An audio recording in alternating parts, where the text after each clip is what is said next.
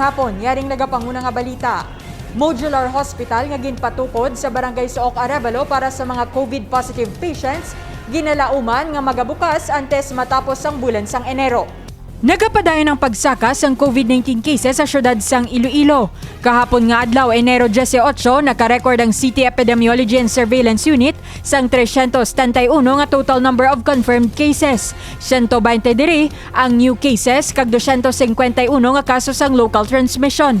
Maluwas sa masobra 300 ka mga total confirmed cases sa syudad sang Iloilo. Naka-record man ang seso sang 139 ka mga confirmed COVID cases sa probinsya sang Iloilo. 42 ang liwat nga nagpositibo sa COVID virus. 7 ka mga authorized persons outside residents. 5 ka returning overseas Filipino worker.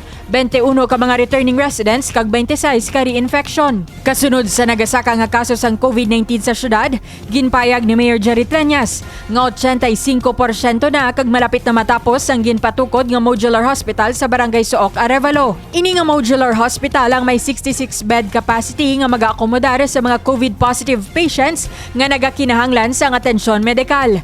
Padayon man ang pagpakigangot sa alkalde sa Department of Public Works and Highways agud mapadasig ang konstruksyon sang nasabit nga field hospital. Ginalauman nga antes matapos ang bulan sang Enero, pagabuksan na ini sa publiko. Ang dugang nga mga detalye, bantian karon alas 6 sa gabi sa Level Up Patrol. Ako si Divine Singh.